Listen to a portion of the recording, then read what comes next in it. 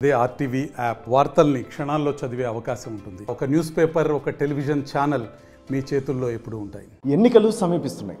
జనసేన తెలుగుదేశం ఉమ్మడి అభ్యర్థుల లిస్టు నిన్నటి రోజు విడుదలైంది. రాష్ట్ర వ్యాప్తంగా పెద్ద ఎత్తున చర్చ జరుగుతున్నటువంటి పరిస్థితి. అందులో ముఖ్యంగా జనసేన నాయకులు కూడా మాకు ఎందుకంటే ఎన్ని సీట్లు 24 సీట్లకే పరిమితం చేశారని ఒకవైపు చాలామంది పెద్ద ఎత్తున ఆక్షేపిస్తున్నటువంటి నేపథ్యం. మరి ఎలా ఉండబోతుంది? ముఖ్యంగా జనసేన తెలుగుదేశం అభ్యర్థుల లిస్టు ఇంకా రానున్న కాలంలో ఇంకా పెరిగే అవకాశం ఉందా, లేక తెలుగుదేశం మరియు బీజేపీ కూడా రాబోతుంది అని ఒకవైపు చెప్తున్నటువంటి నేపథ్యం. ఇటువంటి అంశాలతో మనకు అనంతపురం జిల్లాకు చెందిన భవానీ రవిప్రసాద్ మనతో ఉన్నారు. ఏం చెప్తారు ఆయన మాటలు వినే ప్రయత్నం చేద్దాం. ముఖ్యంగా ఈ పరిస్థితుల్లో ఏంటండి ఈ లిస్టు వచ్చిన నేపథ్యంలో జనసేన నాయకులు ఏం చెప్తారు అసలు? పవన్ కళ్యాణ్ గారు నేటికి పార్టీ స్థాపించి 10 సంవత్సరాల కాలం అయింది. 10 సంవత్సరాల కాలంలో సుదీర్ఘంగా ఆయన ప్రజల్లో ఉన్న సమస్యల మీద అనేక అంశాలపైన క్షుణ్ణంగా పరిశీలించారు. నిన్నటి రోజున చంద్రబాబు నాయుడు గారు నివాసంలో చంద్రబాబు నాయుడు గారితో కలిసి ఒక మీడియా సమావేశంలో కూడా పవన్ కళ్యాణ్ గారు ఒక సందర్భంగా వ్యక్తిగత శ్రేయస్సు కంటే కూడా ఈ రాష్ట్ర అభివృద్ధి కోసం, ఈ రాష్ట్ర సంక్షేమం కోసం మేము ఆలోచన చేసి ఒక నిర్ణయం తీసుకుందామని చెప్పారు. దాంట్లో భాగంగా 24 అసెంబ్లీ నియోజకవర్గాలు 3 పార్లమెంట్ స్థానాలు జనసేన పార్టీ తీసుకుంది. రాబోయే ఎలక్షన్స్లో ఈ రకంగా ముందరకు పోతుందని చెప్పారు. మేమందరూ కూడా పవన్ కళ్యాణ్ గారు ఏదైతే ఈ నిర్ణయం తీసుకున్నారో ఆయన క్షుణ్ణంగా ఆలోచించి పరిశీలించి ఆయన ఒక మంచి అవగాహనకు వచ్చిన తర్వాత ఈ యొక్క నిర్ణయాన్ని తీసుకుంటారని మేము అనుకుంటున్నాం. అయితే మేము ఈ సందర్భంగా మా జనసైనికులందరూ కూడా ఒక చిన్న విన్నపం తెలియజేస్తున్నాం. చాలామంది వైసీపీ నాయకులు, వైసీపీ పేటీఎం వాళ్ళందరూ బ్యాచ్ అందరూ కూడా పవన్ కళ్యాణ్ గారిని ట్రోల్ చేస్తున్నారు. మీరందరూ కూడా ఆ మాయలో పడద్దండి. పవన్ కళ్యాణ్ గారు క్షుణ్ణంగా మనకి చెప్పారు. 98% స్ట్రైక్ రేట్ ఉన్న వాళ్ళని మనం సెలెక్ట్ చేశాము. ఆ రకంగా మనం 24 మంది ఎవరైతే అభ్యర్థులున్నారో వాళ్ళందరూ కూడా ఖచ్చితంగా గెలుస్తారు. 24 మంది కూడా మన అసెంబ్లీలో పోతారు. మనం అనవసరంగా 10 సీట్లు 15 సీట్లు ఎక్కువ తీసుకొని ఓడిపోయే పరిస్థితి వద్దని చెప్పి అన్నయ్య గారు బాగా ఆలోచించారని మేము అనుకుంటున్నాం.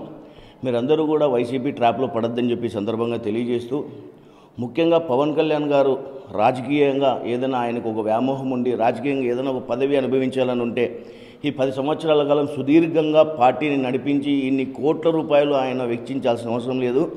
ఇన్ని వందల మందికి కౌలు రైతులకి ₹1,00,000 చొప్పున పంచిన సందర్భం మనం చూస్తున్నాం. నిజంగా ఆయనకు పదవే కావాలనుకుంటే ఆయన ఇంటికి వస్తుంది. ఎటువంటి పదవి అయినప్పటికీ ఆయన 2014లోనే ఏదైనా పదవి అనుభవించాలని అనుకుని ఉంటే మాత్రం ఈ పొద్దుకి 2 టర్ములు అంటే 10 సంవత్సరాల కాలం ఒక కేంద్ర మంత్రి పదవిగా అనుభవించే స్థాయి ఉన్న నాయకుడు ఆయన. దయచేసి వైసీపీ ట్రోల్స్లో మీరు పడద్దని చెప్పి సందర్భంగా తెలియజేస్తున్నాం. ముఖ్యంగా ఇప్పుడున్న పరిస్థితుల్లో ఎందుకంటే ఈ కుల సంఘాల ఈ యాప్స్ దీనిలో కూడా ఏకంగా పవన్ కళ్యాణ్ని దూషిస్తున్న తీరు ఎలా చూస్తారు? ఎందుకంటే ఇంత టార్గెట్ చేసి, ఎందుకంటే ఆయన చెప్తున్నది ఒకటే, మనకు రాష్ట్ర ప్రయోజనాల దృష్ట్యా మేము 24 సీట్లకే పరిమితం అయ్యాం అని చెప్పి చెప్తున్నటువంటి నేపథ్యంలో దీన్ని ఎలా చూస్తారు సార్? పవన్ కళ్యాణ్ గారు ఆశయాల్ని, జనసేన సిద్ధాంతాల్ని ఎవరైతే క్షుణ్ణంగా ఆ మైండ్లో ఎక్కించుకుంటారో వాళ్ళెవ్వరూ కూడా పవన్ కళ్యాణ్ గారిని విమర్శించరు. కొంతమంది ఉంటారు సార్, ప్రతి కులంలో కూడా ఇతర పార్టీ వాళ్ళు ఉంటారు. వాళ్ళందరూ కావాలని బురద జల్లే కార్యక్రమంలో భాగంగా ఈ రకంగా సోషల్ మీడియాలో పెడుతున్నారు. మేమైతే ఒక కాపు బిడ్డగా నేనేం చెప్తున్నానంటే, ఆంధ్రప్రదేశ్లో ఉన్న మొత్తం యావత్ కాపజాత్ అంతా కూడా ఈరోజు ఉమ్మడి అభ్యర్థులు ఎవరైతే జనసేన పార్టీ తెలుగుదేశం ఉన్నారో వాళ్ళందరికీ ఖచ్చితంగా కాపు జాతి మొత్తం వాళ్ళకి ఓట్లు వేసి అండగా నిలబడుతుందని చెప్పి మేము తెలియజేస్తున్నాం. దాంట్లో భాగంగా ఇప్పుడు నిన్న 24 మందిని ప్రకటించిన తర్వాత కూడా చూస్తే అన్ని కమ్యూనిటీని కూడా పవన్ కళ్యాణ్ గారు బ్యాలెన్స్ చేసి ఉంటారు. పవన్ కళ్యాణ్ గారు కాపు జాతిలో పుట్టినప్పటికీ ఆయన రాష్ట్ర శ్రేయస్సే ముఖ్యమని చెప్పి చాలా సందర్భాల్లో చెప్పారు. దాంట్లో భాగంగా కాపు నాయకులకు కూడా ఎవరైతే ఆయన్ని ట్రోల్ చేస్తున్నారో వాళ్ళందరూ చెప్తున్నాం, మీరందరూ ఇట్లా పైశాచిక ఆనందం పొందాల్సిందే కానీ మీరు ఈ విజయాన్ని మాత్రం ఎటువంటి అడ్డంకులు సృష్టించలేరు. అయితే ముఖ్యంగా కాపుజాతి నిస్వార్థంగా కాపుజాతికి లేదా పవన్ కళ్యాణ్ సిద్ధాంతాలకి కట్టుబడి ఎవరైతే ఉన్నారో వాళ్ళందరూ కూడా మీరందరూ కూడా ఈ 2 నెలలు ఇటువంటి ట్రోల్స్లో మనం పడుకోకుండా ఈ 2 నెలలు బాగా ఎలక్షన్స్ పోయి ఖచ్చితంగా ఈ ఉమ్మడి అభ్యర్థులను గెలిపించుకున్నామని చెప్పి మీకు తెలియజేస్తున్నాము. ముఖ్యంగా ఇప్పుడు బాగా పెద్ద ఎత్తున రాష్ట్ర వ్యాప్తంగా చర్చ జరుగుతున్నది అయితే ఏదైతే జనసేన తెలుగుదేశం పొత్తు కూడా తొందరలో వీగిపోతుంది అని చెప్పేసి చాలామంది చెప్తున్నటువంటి నేపథ్యం. దీని మీద మీకు ఎంత మేరకు సమాచారం? మేము అనుకుంటున్నాం సార్, ఖచ్చితంగా వీగిపోయే పరిస్థితి ఉండదు. పవన్ కళ్యాణ్ గారు కానీ చంద్రబాబు నాయుడు గారు చెప్పారు, సుదీర్ఘంగా ఉండాలి, 10 సంవత్సరాల కాలం ఇది ఉండాలని చెప్పి చంద్రబాబు నాయుడు గారు కానీ పవన్ కళ్యాణ్ గారిని ముఖ్యంగా ఈ వైఎస్ఆర్ విముక్తి ఆంధ్రప్రదేశ్ చేయాలనే ముఖ్య ఉద్దేశంతోనే ఈ యొక్క కలయికలు ఏర్పాటు చేశారు. వీళ్ళిద్దరికీ కూడా మాకు తెలిసి సొంత ప్రయోజనాలు, మాకు తెలిసి కాదు సొంత ప్రయోజనం లేనే లేదు వీళ్ళకి. కేవలం ఈ యొక్క రాక్షస పాలన నుంచి ఆంధ్రప్రదేశ్ ప్రజల్ని విముక్తి చేయాలనే ఉద్దేశంతోనే వీళ్ళు ఈ యొక్క ఉమ్మడిగా ముందరకు పోవాలనుకున్నారు. ఖచ్చితంగా మేము తెలియజేస్తున్నాం, అటువంటి ఆలోచన ఉండదు, అటువంటి ప్రక్రియ జరగదని మేము అనుకుంటున్నాం. ముఖ్యంగా ఇప్పుడు 24 మంది దాదాపు అనౌన్స్ చేస్తే అనంతపురం జిల్లాకి ఎన్ని సీట్లు వచ్చే అవకాశం ఉంది? అనంతపురం అదే సార్, అది పవన్ కళ్యాణ్ గారి నిర్ణయం మేరకు ఆధారపడి ఉంటుంది. చాలామంది అంటున్నారు అనంతపురం జిల్లాలో ఒకటి, సత్సాయి జిల్లాలో ఒకటి అని అంటున్నారు. అంటే వార్తాపత్రికల ద్వారానో లేదా సోషల్ మీడియాలో మేమైతే వింటున్నాం. మాకైతే పార్టీ నుంచి ఎటువంటి సంకేతాలు లేవు. అయితే పార్టీ అధిష్టానం పవన్ కళ్యాణ్ గారు ఏదైతే నిర్ణయం తీసుకుంటారో ఆ యొక్క నిర్ణయానికి శిరస్సు వంచి శిరసా వహించి మేము ఆ నిర్ణయానికి కట్టుబడి ఉంటామని చెప్పి ఈ సందర్భంగా తెలియజేస్తున్నాం. ముఖ్యంగా భవానీకి ఖచ్చితంగా, ఎందుకంటే ఈసారి ఖచ్చితంగా సీటు అలికేట్ చేస్తారు పవన్ కళ్యాణ్ గారు అని చెప్పేసి జిల్లా వ్యాప్తంగా చర్చ ఉంది. ఇది మీకు ఎంత మేరకు సమాచారం? సార్ మాకైతే ఇంతవరకు ఎటువంటి సమాచారం లేదు.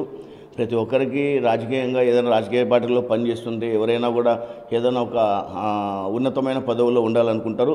అయితే మేమందరూ కూడా మనస్ఫూర్తిగా చెప్తున్నాం, మేము రాజకీయ నాయకులుగా మేము పార్టీలకు రాలేదు, మెగా కుటుంబానికి విధేయులుగా, మెగా కుటుంబానికి అభిమానులుగా మేము వచ్చాం. మమ్మల్ని ఆ రోజు ఏ రోజైతే ఆ స్థాయిలో పవన్ కళ్యాణ్ గారు కూర్చోబెట్టాలనుకుంటారో ఆ రోజు కూర్చోబెడతారు. మేమైతే ఇప్పుడు పదవుల గురించి ఆలోచించలేదు, మా ధ్యేయం ఒకటే. ముఖ్యంగా మీకు అనంతపురం జిల్లాలోనే ఇక్కడ జనసేన నాయకులు ఇక్కడ పక్కనే ఉన్నటువంటి కర్నూలు జిల్లా కావచ్చు, కడప కావచ్చు, చిత్తూరులో తిరుపతి జిల్లాకు అంతో ఇంతో ఉన్నటువంటి నేపథ్యం అనంతపురం జిల్లాలో మీ నాయకులు పెద్ద ఎత్తున పోటీలో ఉన్నారు. ఇటువంటి పరిస్థితుల్లోనే ఖచ్చితంగా భవానీకి మరి సీటు వచ్చే అవకాశం ఉందా?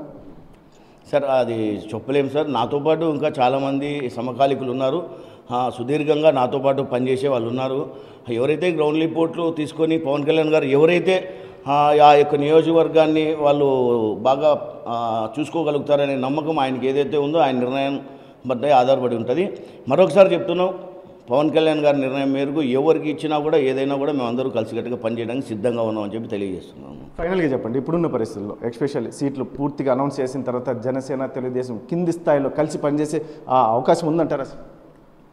సార్ ఉన్నాయి సార్. అంటే ప్రస్తుతానికి మనం ఇంకా ఆ పరిస్థితి రాలేదు కాబట్టి కొన్ని వదంతులు అయితే వస్తున్నాయి. కానీ క్షేత్రస్థాయిలో నుంచి పై స్థాయిలో వరకు ప్రతి నాయకులు కూడా ఏ కార్యక్రమం చేసినా మేమందరూ కూడా ఫోన్లో మాట్లాడుకుంటున్నాం. వాళ్ళు ఫోన్లో మాకు సమాచారం చేరవేస్తున్నారు, మేము కూడా వాళ్ళకు ఫోన్లో చేరవేస్తున్నాం. ఖచ్చితంగా ఈ ఎలక్షన్స్లో సంస్థాగతంగా ప్రతి ఒక్కరూ వాళ్ళు మేము కలిసి ఖచ్చితంగా పనిచేస్తామని చెప్పి ధీమా మాకైతే ఉందని చెప్పి మేము తెలియజేస్తున్నాం.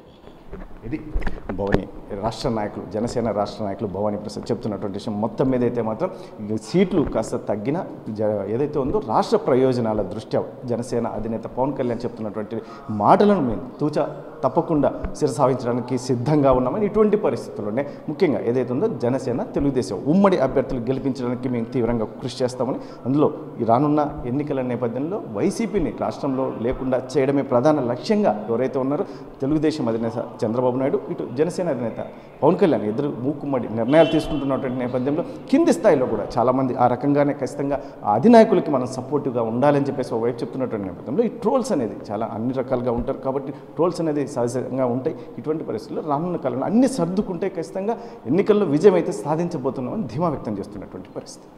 కెమెరా పర్సన్ సుధాకర్తో చెల్లకి నాయుడు, RTV అనంతపురం జిల్లా. మరిన్ని వీడియోస్ కోసం ఛానల్ ని సబ్స్క్రైబ్ చేయండి, లేటెస్ట్ అప్డేట్స్ కోసం వాట్సాప్ ఛానల్ ని ఫాలో చేయండి అండ్ లింక్ డిస్క్రిప్షన్ లో ఉంది.